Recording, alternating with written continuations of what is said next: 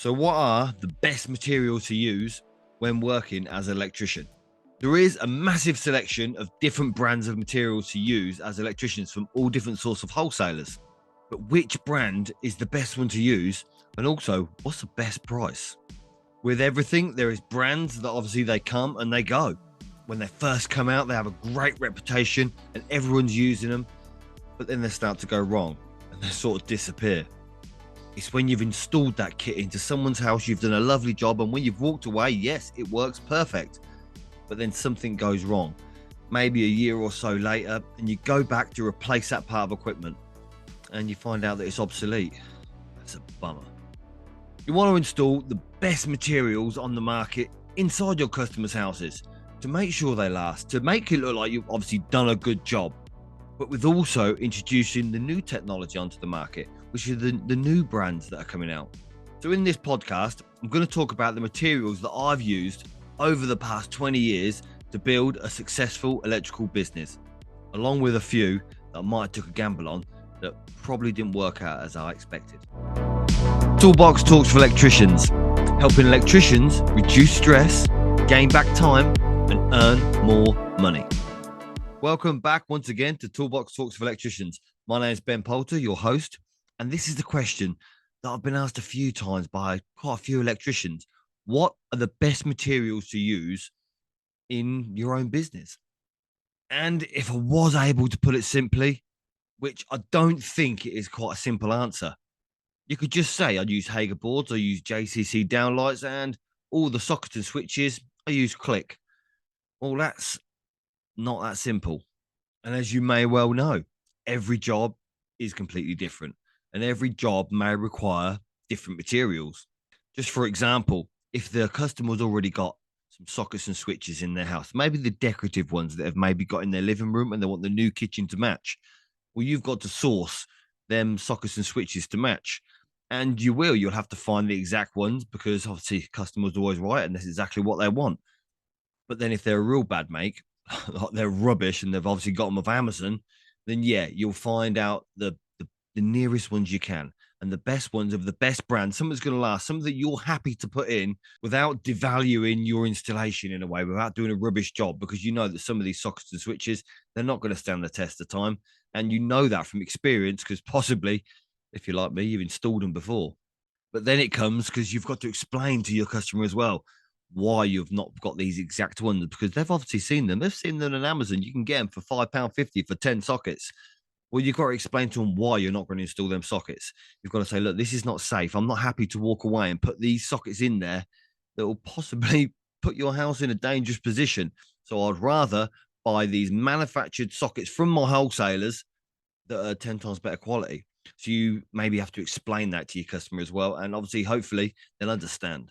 I always think just because the existing sockets and switches are rubbish, it doesn't mean you have to follow suit and put rubbish sockets and switches in. Always do the best job you can. Over my time as an electrician, I've worked all over the UK in different areas, and you sort of get a feeling to what board or what materials are in that property that you find out what's popular in that area. And 9 times out of 10, it's probably a brand you've never heard of before. And because you want to keep all the MCBs or the RCBOs the same sort of brand inside that board, it's a good thing to do, that you Google it. You go onto Google and check it out and you find out that, hang about, this brand is the same as MK or it's the same as Luden sort of thing. It's just been rebranded, just with a different logo. And I hate it when that happens because you do get the same MCB or the same RCBO to fit that fuse board. And yeah, it fits and it works perfectly. But it just looks different. It messes with my OCD. I like things to look nice and straight and equal. And in an ideal world, you'd say, look, let's replace the fuse board for a modern fuse board. But like you say, if you're just adding one circuit or maybe doing a lighting circuit in a kitchen, then they're not going to want to upgrade the whole fuse board just for one circuit, just so you can make it look perfectly neat. So the only thing you can do is do your best. And as in any property, domestic, commercial, or industrial, that your fuse board is obviously the main port of call. That's the thing that's going to protect all your circuits. That's the thing that's going to make the fuse trip if there is any fault in that property. So if you have got a job make sure that you spend your money on the RCBOs or on the RCDs or the surge protection, spend it on the fuse board, and then everything else, it becomes second best.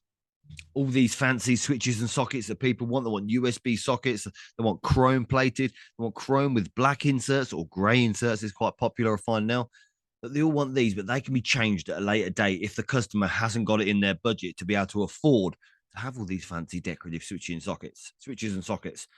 The board is the main part of is the bulk of the installation. That's the one that's going to make everything work properly. And they're not going to come along later on and go, yeah, we'll change that board after we're done our decorative sockets.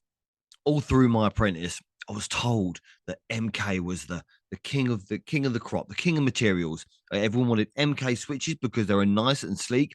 And yes, they did work perfectly spot on sort of thing. I did it when I did install them. They were great, industrial and commercial. That's a lot of what I did with my apprenticeship. We installed MK because they were just nice and neat and tough. So when I started out on my own, I had it in my head that MK was the brand to go to. So I'd install these MK split load boards. And round about then, back in the day, they were probably about £100 for a 10-way RCBO, 10-way dual RCD split load board. SPDs, they weren't around at the time. You didn't have to install them. So changing a board for under sort of £500 was quite common. And although that you can still get these split loads boards from, I don't know, many different wholesalers, I'm not going to name the main ones, but you do get these split loads boards in places. I don't think any decent electrician will put in a split load board anymore. It'll just be RCBOs all the way. And for good reason. It makes things so much easier for maybe testing, for fault finding, and for the customer convenience. Because obviously when you're testing, you can test each individual circuit. It's got its own RCBO that's protected. And just, in my eyes, it's easier to test. And then when you're fault finding, it's easier to separate the circuits as well. Because if you've got a split load board, sometimes you get nuisance tripping. It's a bit of a nightmare. So you can't really test it as easy if it's RCBOs. And then customer convenience, this is where you can separate the board. Like with a split load board, if you're working on a circuit, you always have to say to the customer, look, I'm not working on your sockets. I'm only doing the lighting. But if it's fed or protected by the same RCD in a split load board, you've got to let the customer know that things happen. My tools might trip the fuse. It might trip that RCD and knock your supply off to your computer. So you've got to let the customer know sometimes. But if you've got an RCBO board, it's just a lot easier. And I would say always install a decent brand as well. It's probably a brand you've heard of or a brand that you've probably used before. You've got a bit of experience with that you know are good. Don't just go for the cheapest one. I know you can go into any wholesalers. You can say, right, what's the fully loaded board? And they'll go, right, we've got this on offer. Yeah, more than likely on offer because it hasn't sold. It's been there for flipping 10 years where no one's bought it. So they've got these brands that are on offer that you won't be able to buy MCBs for in a few years or RCBOs for in a few years. So install something that have standed the test of time, that have been around for a little while, that you can use for the future. And for an RCBO board with SPD, it's going to cost you round about £200 these days. And I do know that every brand, yeah, it has got different prices. You could pay up to sort of £300-400. And I know you can get them cheap old ones for 160 as well. And the brand that you install with your board is more, it's always down to you. It's down to you what you're comfortable with, what you're comfortable to sign off, because obviously it's down to you. It's your insurance. You're leaving that property in a safe condition. So you've got to be confident that if you go and install a cheap old board, that is going to do the job if anything bad happens. Always work out on the worst case scenario. Say you install one socket on a radial circuit. They say, the customer says, oh no, we're going to plug in its computer because that's to our new office. But what if that office gets cold? And they think, hang about, we'll plug a couple of heaters in. You've got to work on the worst case scenario. If they plug a couple of heaters in, is that fuse going to trip before that cable melts? That's all you need to know. And like myself, I suppose a lot of electricians, they have their own go-to brand. More than likely, because that's the top brand or the best brand that your wholesaler that you normally deal with's got.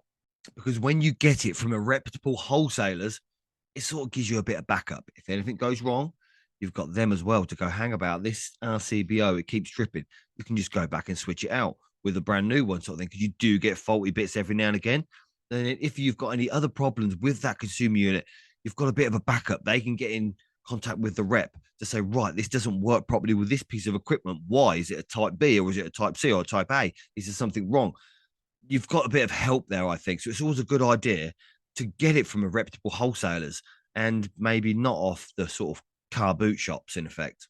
So I would say with consumer units or fuse boards, I would say get the best one you can with the budget you've got. And if the customer says, right, we'll knock 100 quid off because I can get my fuse board from Screwfix down the road, say, no, not going to happen. I will supply the fuse board because it's my insurance. I'm covering it. I'm installing it.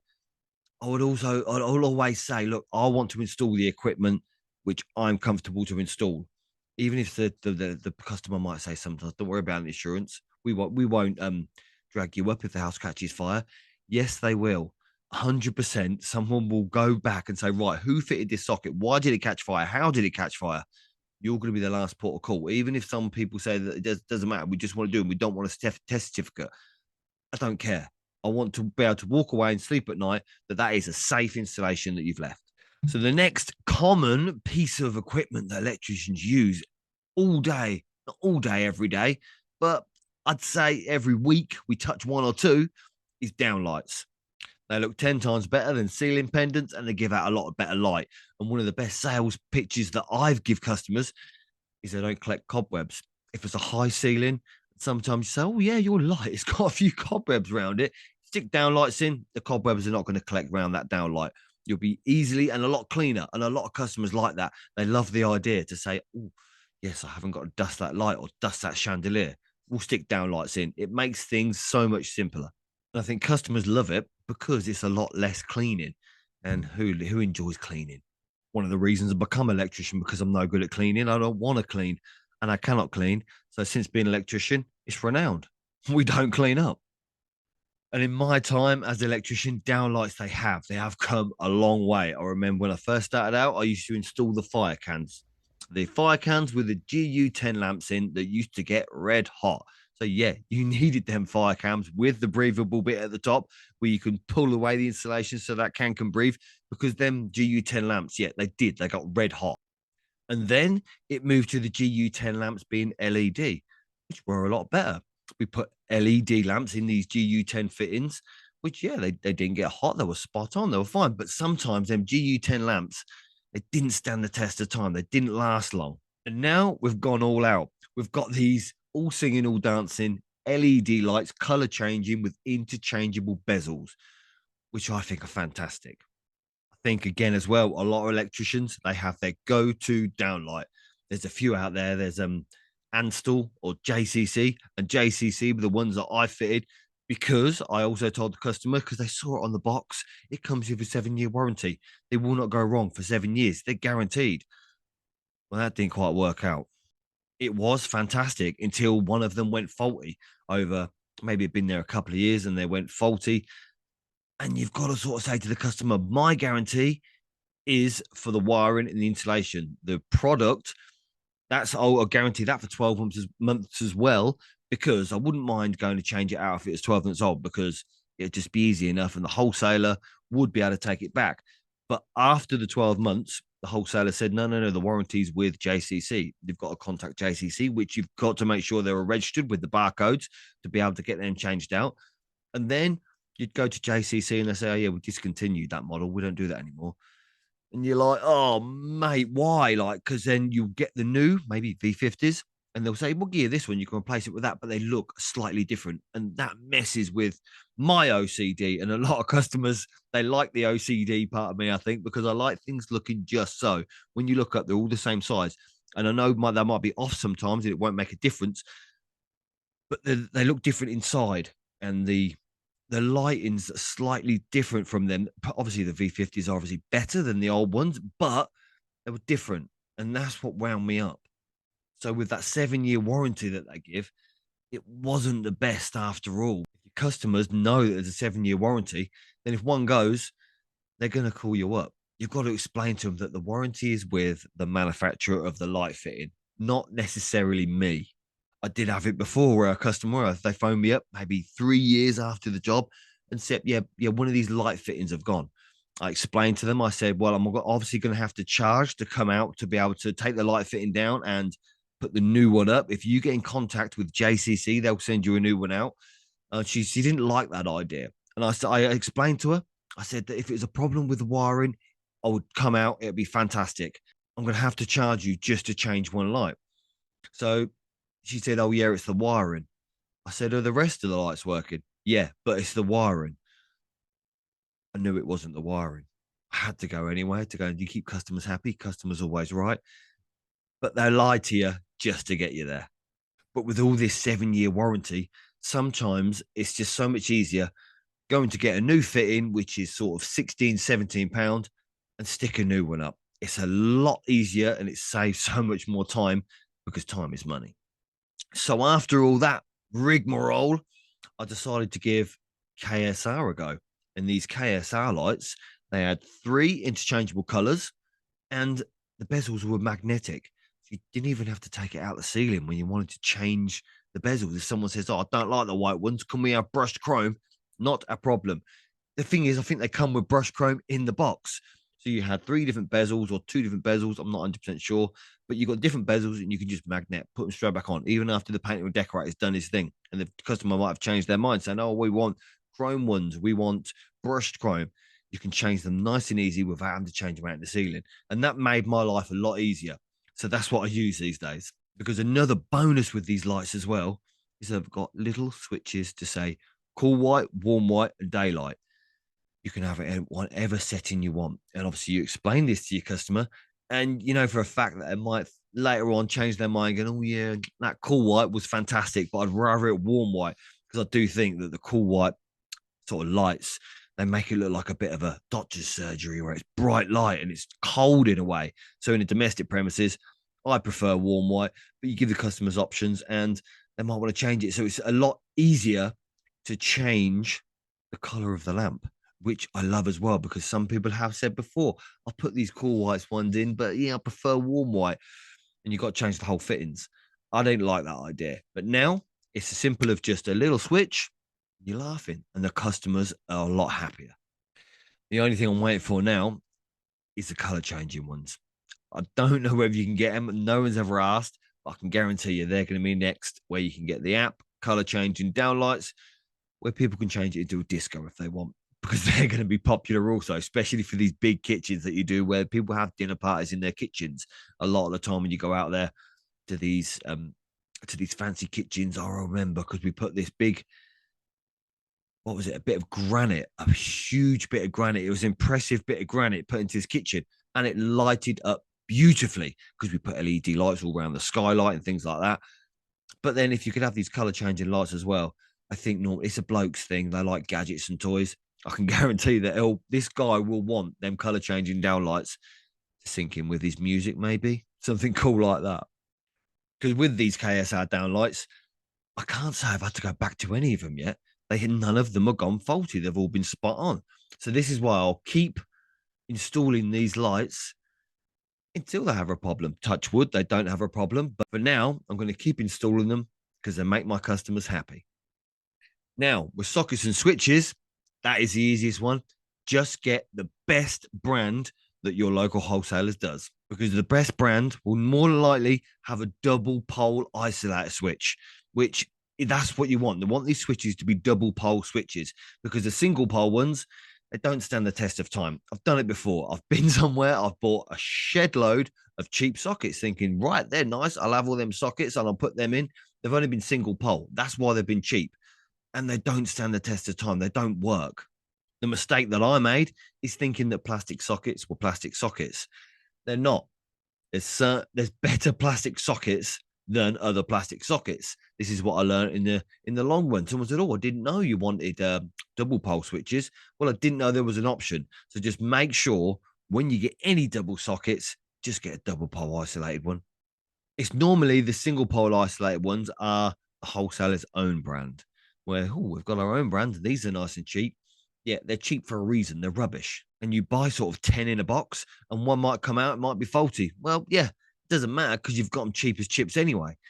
But the rest of them are going to go faulty over time. They don't last. This is what I find. If they're single pole switching sockets, they don't last. It's a common thing, but if you buy cheap, you buy twice. And it's not just having to replace that socket, it's taking your time to have to go to that property to replace that socket, let alone looking a bit of an idiot in front of the customer thinking you put cheap rubbish in. And this also goes even more so for the decorative sockets. Put a decent brand and a decent make of decorative sockets into an install if you're doing maybe a kitchen or anything in someone's house, because they will also last a lot longer. If it's a good brand, it's not going to be cheap. You might get customers that say, well, I can get that chrome socket with black inserts down the shop for 99p. You probably can, but you pay for what you get. It's going to be 99p's worth of socket. It's not going to last at all.